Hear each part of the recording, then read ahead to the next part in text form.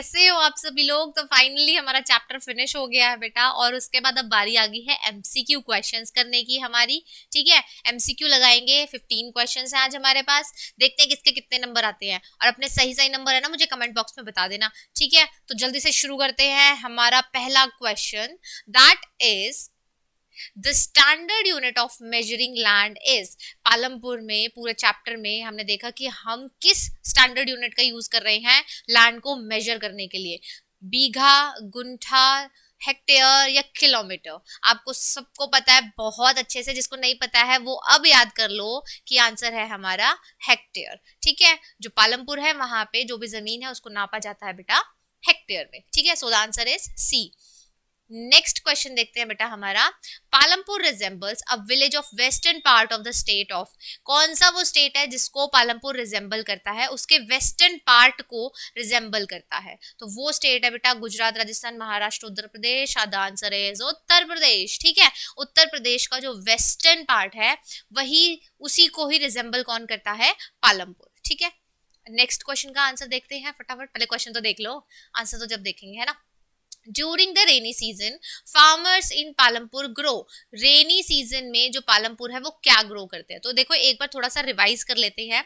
हमने क्या करा था बेटा, हमने एक फसल देखी थी खरीफ की फसल, और एक हमने देखी थी रबी की फसल। ठीक है, रबी कब उगता है, रबी रवि रवि की जरूरत हमें कब होती है, विंटर्स में। ठीक है, रबी की जरूरत होती है हमें विंटर में, और विंटर्स में डब्ल्यू से ही कौन सी फसल उगाई जाती है, वीट। ठीक है, विंटर्स में वीट उगाई जाती है। खरीफ की फसल होती है बेटा समर में। ठीक है, और समर में ही क्या होता है बेटा, रेनी सीजन होता है। तो समर में ही रेनी सीजन होता है, ध्यान रख लेना। और समर में कौन सी फसल उगाई जाती है, ज्वार एंड बाजरा। ठीक है, ज्वार एंड बाजरा। ये हमारा निमोनिक था रबी रवि। रवि की जरूरत हमें कब होती है, सर्दियों में। तो सर्दियों में हम क्या उगाते हैं, wheat. W for winter, W for wheat. तो दूसरी बच गई हमारी ज्वार एंड बाजरा, वो कब उगाई जाती है, खरीफ की फसल है समर सीजन में, यानी कि रेनी सीजन में उगाई जाती है। ठीक है, तो रेनी सीजन में वही क्वेश्चन पूछा है हमारा, आंसर क्या होगा, wheat and barley, wheat and rice, wheat and bajra, jowar and bajra. तो आपको पता है कि आंसर क्या है, answer is D, jowar and bajra. Okay, next question देखते हैं बेटा। During the winter season farmers in Palampur grow. Winter season में अभी ऊपर हमने करा था, देखो यहाँ हमने करा था ना, विंटर सीजन में कौन सी फसल उगती है। ठीक है, सो आंसर जल्दी से ढूंढ लो, वीट। ये रहा, answer is D. Next question करते हैं बेटा। The raw form of jaggery is. Jaggery यानी कि हमारा होता है बेटा गुड़।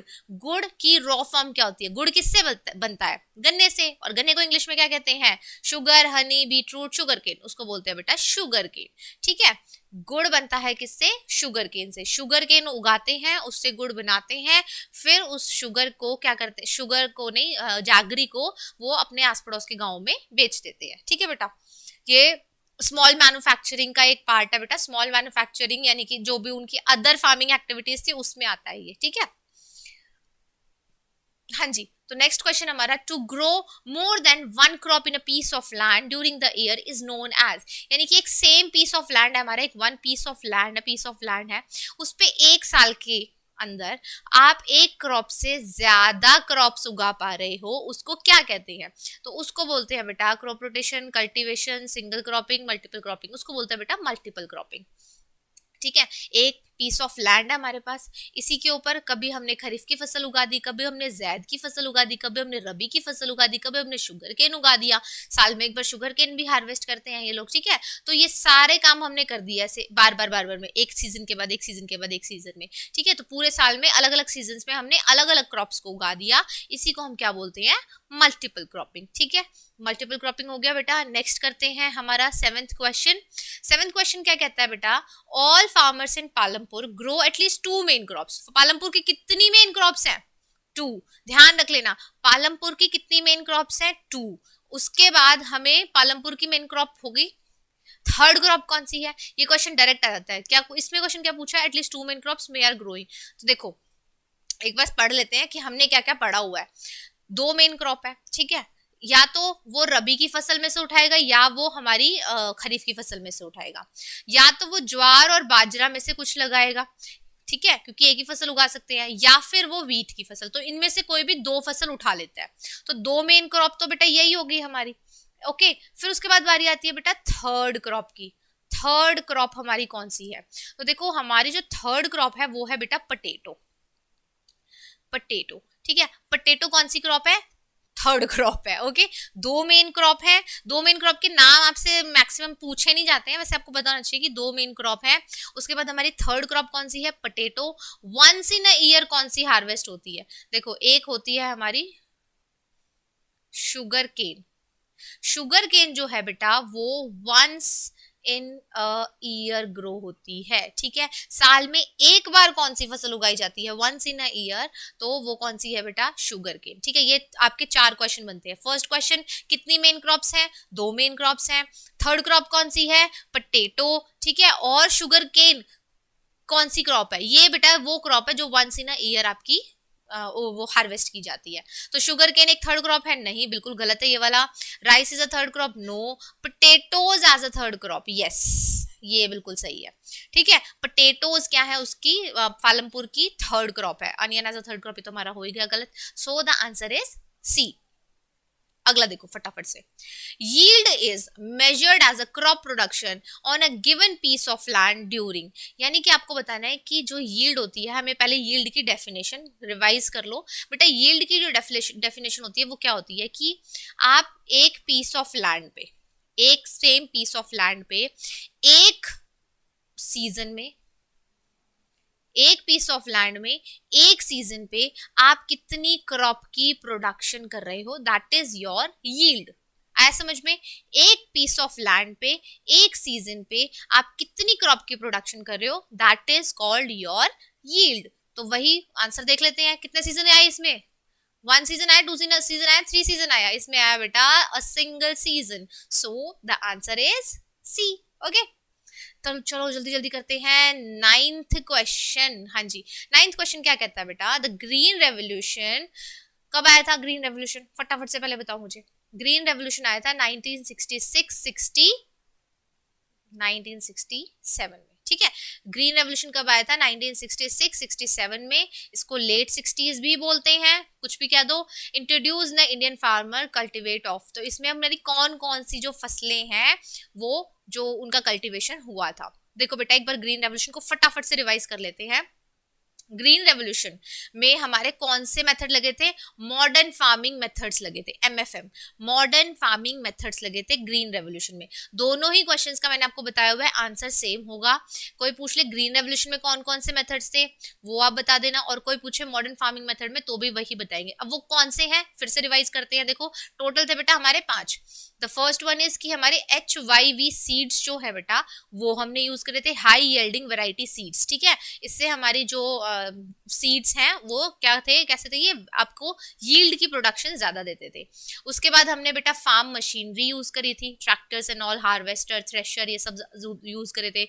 इरिगेशन जो है बेटा वो हमने बहुत अच्छा कर दिया था। उसके बाद हमने पेस्टिसाइड्स जो है उनको इंट्रोड्यूस कर दिया था, पेस्टिसाइड्स करा था ना, सारे कीड़ों को मार डाला था। और फिर last but not the least हमने क्या करा था बेटा? पेस्टिसाइड हो गया, और हमारा फार्म मशीनरी हो गया, इरिगेशन हो गया। पांचवा क्या था? पांचवा था हमारा केमिकल फर्टिलाइजर। हाँ जी, तो केमिकल फर्टिलाइजर्स हमने यूज करे थे जिससे हमारी क्रॉप की फर्टिलिटी जो है वो बढ़ गई थी। ठीक है बेटा, ये 5 हैं टॉपिक्स हमारे, और यही 5 टॉपिक्स आप दोनों ही आंसर्स में लिखोगे। अगर आपसे कोई पूछे मॉडर्न फार्मिंग मेथड्स क्या है तो ये 5 आंसर दे देना, और अगर कोई पूछे ग्रीन रेवोल्यूशन में कौन सी टेक्टिक्स यूज हुई है तो यही 5 लिख देना। ओके, तो देखो इसमें जो फसल थी वो फसल कौन सी थी बेटा? वो फसल थी हमारी wheat and jowar, jowar and barley, wheat and sugar cane, wheat and rice. इसमें आंसर आता है बेटा आपका व्हीट एंड राइस का। ठीक है, कौन सी क्रॉप की जो प्रोडक्शन है वो एकदम से बूम हो गई थी, तो वो कौन सी हुई थी बेटा? व्हीट एंड राइस की। ठीक है, बूम हो गई थी एकदम से। अच्छा, पालमपुर में भी बताया गया है कि हमारी क्रॉप की प्रोडक्शन थी वो कितने केजी से कितने केजी हो गई थी, ये याद है तुम्हें? चेक करूं? बताओ बताओ बताओ, नहीं तो मैं बताती हूँ। देखो बेटा वहां पे कितनी थी पालमपुर में 1300 kg पर हेक्टेयर फसल पहले उगती थी, क्रॉप प्रोडक्शन होता था। लेकिन मॉडर्न फार्मिंग मेथड्स के बाद वो कितनी हो गई 3200 kg पर हेक्टेयर। ओके, तो अप्रोक्सी ये लगा लो कि 2.5 गुना आपका जो है क्रॉप प्रोडक्शन वो इंक्रीज हो गया था। इतना ज्यादा एकदम से बूम आता है उसी को तो रेवोल्यूशन बोलते हैं, है ना। थोड़ा बहुत बढ़ जाए उसको रेवोल्यूशन थोड़ी बोलते हैं, एकदम से इतना बढ़ गया, दुगने से भी ज्यादा बढ़ गया, तो इसको क्या नाम दे दिया था बेटा, ग्रीन रेवोल्यूशन। ठीक है, चलो करते हैं नेक्स्ट क्वेश्चन हमारा, the states that were the first to try out modern farming methods. देखो बेटा अभी हमने मॉडर्न फार्मिंग मेथड्स पढ़े सारे के सारे, ठीक है, ये 5 थे हमारे। इनको ट्राई कितने स्टेट्स ने किया था? क्या ये पूरे इंडिया में हुआ था? जी नहीं, ये कुछ स्टेट्स में हुआ था। और वो जो स्टेट्स थे बेटा, अब आप एक बार बताओ, पंजाब और हरियाणा तो आपको सबको पता है कि ये कैसे स्टेट्स है, हमारे कृषि प्रधान देश है, ठीक है, यहाँ पे एग्रीकल्चर ही सबसे ज्यादा होता है। यूपी में भी हमारा एग्रीकल्चर सब होता है, ठीक है। तो मतलब आंसर में आप यहाँ से चूज करना, देखना कैसे कैंसिल करते हैं। पंजाब हरियाणा पंजाब हरियाणा पंजाब हरियाणा सब में है, इसमें उत्तर प्रदेश है, यहाँ पे वेस्ट बंगाल और गुजरात है। तो बेटा सी और डी तो आपके ऑप्शन हो ही नहीं सकते, ठीक है, क्योंकि इसमें तो उड़ीसा वेस्ट बंगाल गुजरात तीनों ही बिल्कुल अलग हो गए। पंजाब हरियाणा तो ठीक है, लेकिन वेस्ट बंगाल का कोई सीन था नहीं।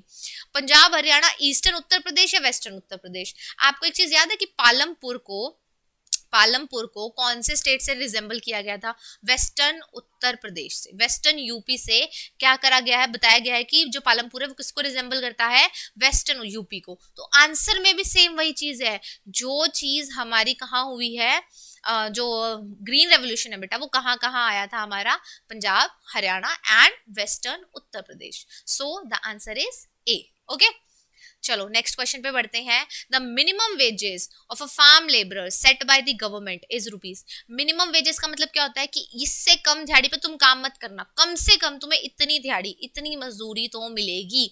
लेकिन ये कब की है बेटा, ध्यान रख लेना, ये जो set by the government per day की पूछी गई है। यहाँ पे आंसर देखो, आंसर में सबको आपको पर डे मिल रहा है, यानी कि पर डे पूछी गई है आपसे कि जो गवर्नमेंट है उसने फार्म लेबरर्स की जो मिनिमम वेजेस है, मिनिमम कम से कम कितनी वेजेस तय करी है? तो बेटा वो करी है 60 रुपीज पर डे, ठीक है, आपकी बुक में भी दे रखा है as it is 60 rupees per day है। अच्छा, इससे सेम इसी से एक क्वेश्चन बनता है आपका एनसीईआरटी में, आई थिंक वो क्वेश्चन नंबर 6 है बेटा, उसको जरूर देखना। देखो वहां पे क्या पूछा गया है कि जो हमारे फार्म लेबरर्स हैं पालमपुर के, फार्म लेबरर्स है पालमपुर के, वो हमारे जो मिनिमम वेजेस है, ये देखो ये मिनिमम वेजेस लिखा हुआ है, इससे हमारे कम में यानी कि लो में भी काम करने को तैयार हो जाते हैं। सपोज क्या दे रखा है कि 60 रुपीज पर डे गवर्नमेंट ने हमारी क्या कर रखी है, आपकी मिनिमम वेजेस जो है बेटा वो डिसाइड कर रखी है, राइट।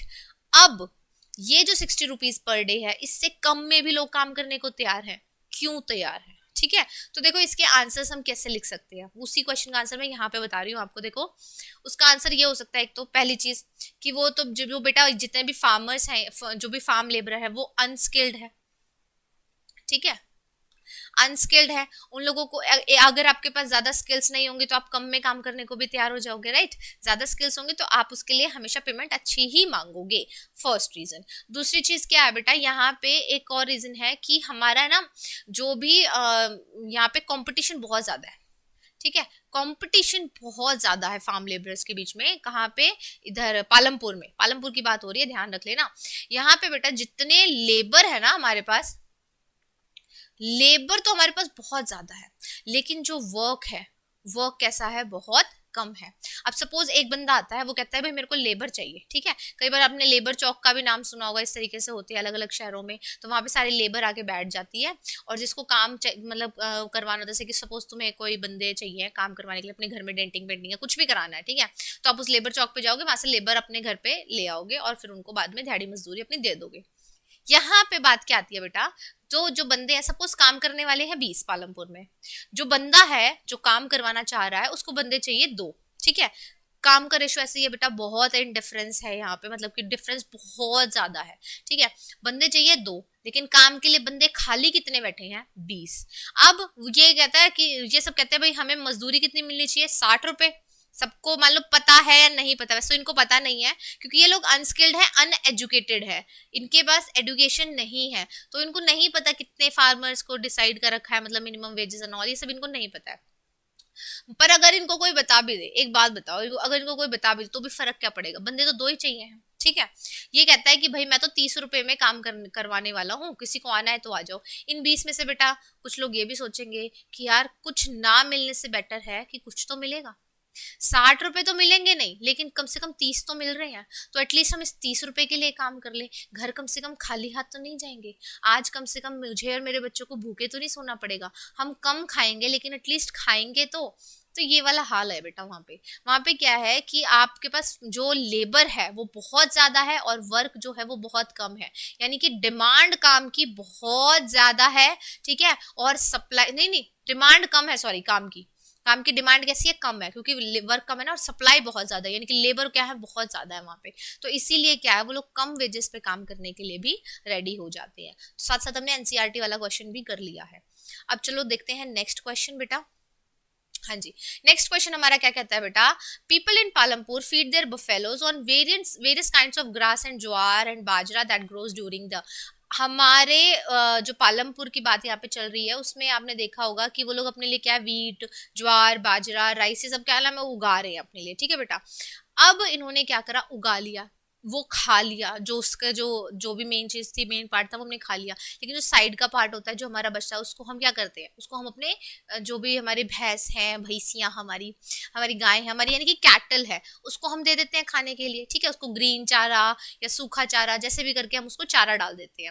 मतलब हम इंडियंस कुछ भी वेस्ट नहीं जाने देते, इन शॉर्ट बात यही है। तो वो लोग अपनी बफेलोज को और वेरियस काइंड्स ऑफ जो भी है, मतलब क्या है, जो भी साल में उगता है, वेरियस काइंड यानी कि अलग अलग चीजें जो भी हमारे साल में उगती है, क्योंकि हम मल्टीपल क्रॉपिंग करते हैं पालमपुर में, तो वो किसको दे देते हैं खाने को, सारी चीजें अपने कैटल को। तो कैटल्स को वो लोग कब उगा हुआ देते हैं, समर सीजन में, रेनी सीजन में। ज्वार एंड बाजरा कब उगता है भाई, मतलब शॉर्ट में क्वेश्चन यही है कि ज्वार एंड बाजरा कब उगता है, फिर समर सीजन वाला, रेनी सीजन वाला, नन ऑफ अबव वाला। इसमें ऑप्शन 3 ही है, बी वाला तो खाई गई मैं लिखना कोई बात नहीं, बताओ भाई। ज्वार एंड बाजरा बेटा हमारा समर का है, ठीक है। समर ऑप्शन में नहीं है, रेनी है, तो हम रेनी भी लगाएंगे, समर आ जाए रेनी आ जाए, ठीक है, समर्स में ही रेन होती है। तो ज्वार एंड बाजरा जो फसल है वो कब की है बेटा, रेनी सीजन की फसल है, और इस फसल का नाम क्या है, खरीफ की फसल, ध्यान रख लेना, ठीक है। अब बढ़ते हैं हम अपने नेक्स्ट क्वेश्चन की तरफ। नेक्स्ट क्वेश्चन है हमारा, the traders of Palampur and shopkeepers who by various goods from. ये जो क्वेश्चन है बेटा हमने लास्ट वीडियो में ही कंप्लीट किया था, कि जो भी हमारे पास क्या है, सपोज ये हमारा पालमपुर गांव है, पालमपुर का मैं आर क्यों बना देती हूँ, पालमपुर गांव है, और इधर हमारी सपोज शहर है, ठीक है। ये हमारे पास इधर शहर है, शहरों से रास्ता होता हुआ इधर आता है हमारे पास, देखो। अब हम लोग क्या करते हैं, पालमपुर में जो भी लोगों को खरीदना है छोटा मोटा सामान, क्योंकि यहाँ पे स्मॉल मैन्युफैक्चरिंग है, बहुत ज्यादा प्रोडक्ट्स हमारे पास है नहीं, तो हम कहाँ से लेके आएंगे, हम शहरों से लेके आएंगे, सिटीज से लेके आएंगे, ठीक है। तो सिटीज से पालमपुर तक क्या होता है, सफर होता है उन प्रोडक्ट्स का। यहाँ से लोग जाते हैं, ट्रेडर्स, शॉपकीपर जो है, और यहाँ पे से सामान खरीदते हैं बेटा, और फिर पालमपुर में लाके बेच देते हैं, ठीक है। तो देखते हैं रिटेलर से, और sell them in village, retailer से लेके आएंगे, रिटेलर से लेके आएंगे तो महंगा नहीं पड़ेगा, होलसेल मार्केट से लेके आएंगे और फिर उनको सिटीज में जाके बेचेंगे। अरे क्या बात है, विलेज से ले जाके सिटी में बेच दो, नहीं यार ऐसा नहीं है, इतना भी पालमपुर वो नहीं है। Wholesale markets in the cities and sell them in the villages, हाँ बेटा ये ठीक है। जो हमारी सिटी की होलसेल मार्केट्स है वहां से लेके आते हैं और उसको विलेजेस में लाके क्या कर देते हैं, सेल कर देते हैं। So the answer is C. Okay, बढ़ते हैं अपने नेक्स्ट क्वेश्चन की तरफ। अच्छा, दो ही रह गए बस, चलो। What is the main activity in Palampur, ये तो बहुत छोटा सा क्वेश्चन है भाई, टुच्चू सा क्वेश्चन है, हलवा क्वेश्चन है। पहली वीडियो का पहला क्वेश्चन हमने यही करा था कि मेन एक्टिविटी पालमपुर की क्या है। देखो पालमपुर में दो तरीके की एक्टिविटीज होती हैं, एक है हमारी मेन एक्टिविटी और है हमारी अदर एक्टिविटी। अदर एक्टिविटीज हमारी नॉन फार्मिंग एक्टिविटीज भी कहलाती हैं, ठीक है। मेन एक्टिविटी क्या है बेटा, हमारी फार्मिंग, ओके। और अदर एक्टिविटीज क्या, हमारी डेयरी है, ट्रांसपोर्टेशन है, और क्या है हमारा, स्मॉल मैन्युफैक्चरिंग है, ठीक है। तो ये सब चीजें हमारी होती है, ये सब चीजें क्या है, नॉन फार्मिंग एक्टिविटीज या अदर एक्टिविटीज में आती है। तो मेन एक्टिविटी क्या है भाई, हमारी फार्मिंग है, simple, answer is C. Okay, last question देख लेते हैं हमारा बेटा। लास्ट क्वेश्चन है हमारा, the village of Palampur has about families belonging to the several different caste. हमें बताना है कि सिंपल क्वेश्चन है, बहुत ज्यादा डीप में नहीं पूछा गया। इसका जो पूरा डिस्ट्रीब्यूशन है वो मैंने अपनी वीडियो में पहले पूरा कर दिया है, कितनी फैमिलीज हैं, कहाँ कौन सी अपर कास्ट की हैं, कौन सी लोअर कास्ट की हैं, किनको कितनी जमीन मिली हुई है, वो सारा हम करके आ चुके हैं, ठीक है। तो मोटा माटी आंसर इसने सिर्फ इतना पूछा है कि यहाँ पे कितनी फैमिलीज इन टोटल पालमपुर में है। इन टोटल फैमिलीज जो है वो बेटा है 450 फैमिलीज, ठीक है। इसमें से 80 अपर कास्ट ही हैं, वो सारा हम वहां करके आ चुके हैं, ठीक है। अभी यहाँ नहीं करवा रही मैं, वो जाके वीडियो देखो चलो। जिसको याद नहीं है, जिसको याद है तो उसको तो याद है, वो तो फटाक से आंसर दे देगा, ठीक है। सो हमारी वीडियो खत्म होती है भाई, यहाँ पे हमने 15 क्वेश्चंस लगा लिए हैं। अब आपको मुझे एक आंसर देना है। आंसर क्या देना है कि आपने कितने क्वेश्चंस का आंसर सही दिया। मैंने स्टार्टिंग में भी बोला था, ठीक है। काउंट आपने कर लिए होंगे, कितने क्वेश्चंस का आंसर सही दिया, कितने का गलत हुआ तो क्यों हुआ, कहाँ डाउट आया, एग्जैक्टली मुझे बताना कि कहाँ डाउट आया क्लियर वर्ड्स में, ताकि मैं समझ के आपको उसका रिप्लाई दे सकूं, आपको समझा सकूं। हो सकता है मुझे नई वीडियो बनानी पड़े तो मैं वो कर दूंगी, ठीक है। आप बस बताते रहना मुझे कि कहाँ प्रॉब्लम आ रही है, मैं आपके साथ हूँ, डोंट वरी, ओके। तो बेटा अब मिलते हैं अगली वीडियो में, ठीक है। मैं देती हूँ अपनी वाणी को यही विराम, तब तक के लिए जय श्री राम।